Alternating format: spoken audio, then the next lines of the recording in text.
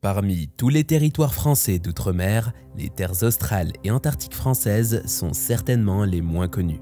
Situées dans l'océan Indien, ces terres australes n'accueillent que des scientifiques qui viennent étudier la géologie, la biologie, la climatologie sur des terres qui sont des réserves naturelles.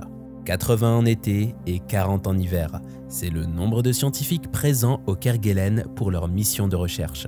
Ce sont 40 à 80 individualités qui dépendent des unes des autres face à l'isolement dangereux de cet archipel grand comme la Corse et qui est balayé par des vents violents permanents. Si aujourd'hui le navire Marion Dufresne relie les Kerguelen en 15 jours sur une mer agitée dans une relative sécurité, on imagine les conditions de navigation au XVIIIe siècle dans le sud de l'océan Indien à la recherche d'un continent austral. Et même si cette Terra Australis Incognita apparaît sur les cartes européennes entre le XVe siècle et le XVIIIe siècle, on ne connaît rien de son existence ou de sa fantaisie. Le grec Ptolémée pensait que l'océan Indien était ceint par des terres et l'idée avait été sérieusement reprise au fil des siècles. À la fin du XVIIIe siècle, l'explorateur James Cook a sillonné toutes les mers du globe. Il affirme donc que le continent austral tant recherché n'existe pas. Les grandes puissances de l'époque recherchent toutefois des îles australes pour en prendre possession. Et c'est dans cette optique que le navigateur Yves-Joseph de Kerguelen de Trémarec se rend à Versailles en septembre 1770 pour proposer au ministre de la Marine, le duc de Praslin, un plan de campagne de découverte dans les mers antarctiques. Le 1er mai 1771, l'explorateur embarque avec 14 mois de vivres et 300 hommes d'équipage vers l'île de France, qui était le nom de l'île Maurice à l'époque.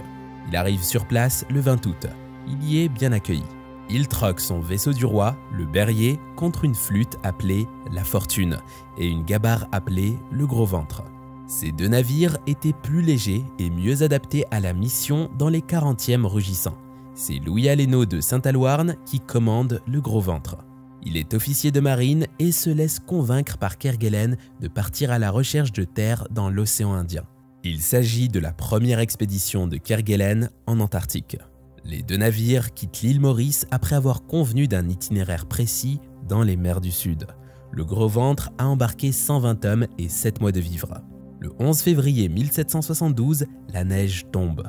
Le voyage prend une tournure dramatique dans un océan déchaîné. Une terre montagneuse est en vue. Le Gros Ventre et la Fortune aperçoivent une terre que les marins prennent pour le continent austral. Ils sont en fait devant l'archipel qui deviendra celui des Kerguelen. Le temps est très mauvais. Le vent souffle tellement fort qu'un accostage est impossible.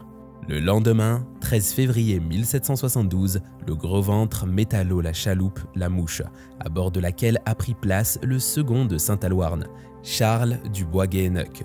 En posant le pied sur la plage de la Possession, il devient le premier homme à fouler les Kerguelen et à en prendre possession pour la France. Kerguelen décide de l'appeler France australe. Le 16 février, alors qu'une tempête fait rage sur les îles de l'archipel, les deux bateaux se perdent de vue. Alors que Saint-Aloarn cherche Kerguelen dans les eaux déchaînées et dans un vent violent et permanent, Kerguelen décide de rentrer vers la France, abandonnant le Gros Ventre et Saint-Aloarn dans les eaux des Kerguelen. Incapables de communiquer, les deux bateaux se sont perdus de vue. Saint-Aloarn continue de chercher Kerguelen dans des conditions de voyage abominables. Il ne sait pas que Kerguelen est arrivé à Brest le 16 juillet 1772. On raconte qu'il est reçu en France comme un nouveau Christophe Colomb. Kerguelen monte à Versailles à la rencontre du roi et fait une description élogieuse des îles qu'il vient de découvrir afin de se faire financer une nouvelle expédition. Il insiste sur le fait qu'il vient de découvrir un nouveau continent, la fameuse Terra Australis à laquelle croient encore beaucoup de navigateurs et de pays conquérants.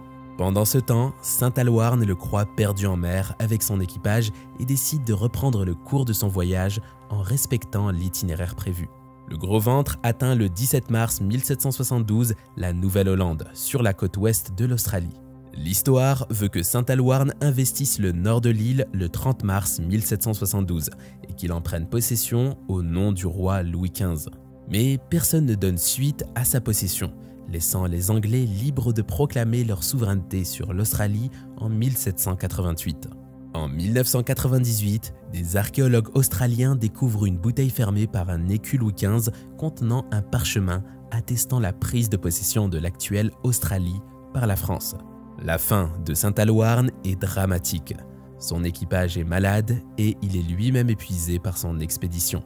Il meurt du scorbut et d'une typhoïde le 27 octobre 1772 à l'île Maurice à seulement 32 ans. Le 26 mars 1773, Kerguelen repart avec 2 navires, le Roland et l'Oiseau, pour une deuxième expédition dans les mers australes. Il suit la même route que lors de sa première expédition et atteint les futures îles des Kerguelen en janvier 1774. Il jette l'ancre dans une baie relativement abritée qu'il nomme la baie de l'Oiseau de l'un de ses navires et s'autorise une incursion à terre le 6 janvier. Il laisse sur place un nouveau message de prise de possession pour la France. Le 25 décembre 1776, James Cook aborde les Kerguelen et découvre le message de l'explorateur français dans une bouteille. Il valide la souveraineté française sur ces îles et propose de les appeler Kerguelen après avoir pensé à l'île de la Désolation.